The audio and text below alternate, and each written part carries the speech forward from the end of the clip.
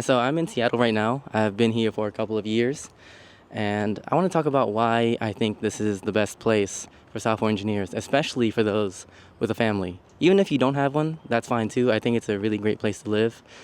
First, we're going to talk about the weather. Then we're going to talk about like the job market, value of the area, and we're also going to talk about things to do. So if you're interested in that kind of stuff, stick around. I moved from Louisiana to here, so the difference is insane. First of all, I'm going to talk about the weather here. I think that the talk about Seattle weather is really dramatized because a lot of people say that it's really rainy, for example. Factually, it rains less here than where I used to live in Louisiana.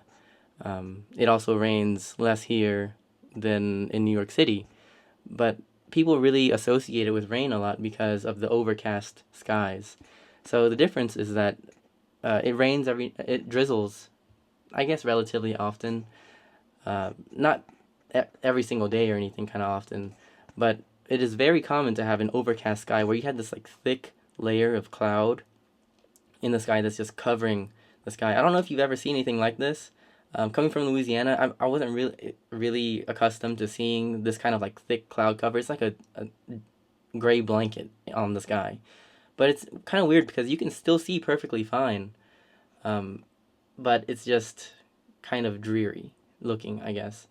If your perspective is one that is glass half empty, I would say that it might not be a good fit. For me, I tend to be optimistic. I even see like dark days as potentially the best day ever. Secondly, the amount of job listings here is just compared to where I'm from, it's insane. I can show you here, Louisiana, the entire state has only this many listings.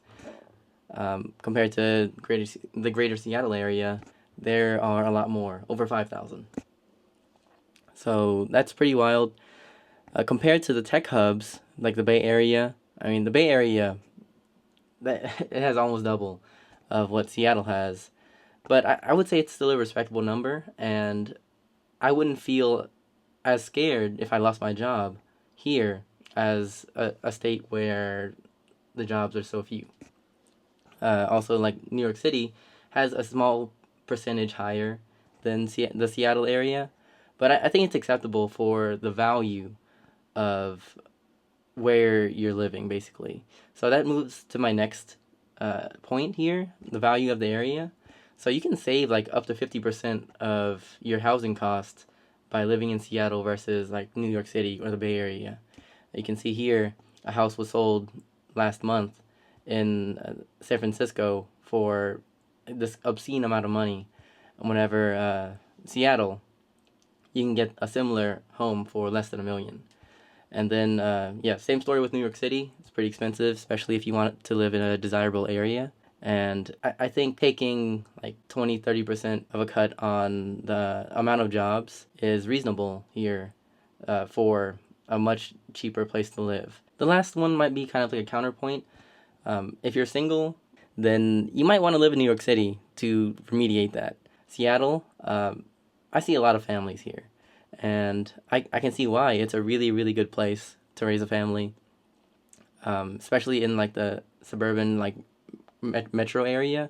In the city is fine too in certain locations, but I think it's a great place for kids to live in like the suburban areas of Seattle. It's because you're pretty much close to everything. And yeah, you can just enjoy a lot of different outdoor activities, and the kids just have a lot of fun over here, and they get to see really great natural wonders and things like that. I can also take out the trash without being absolutely drenched afterwards in the summer, which I really particularly enjoy that. So yeah, if you agree, let me know in the comments. If you don't, also let me know later.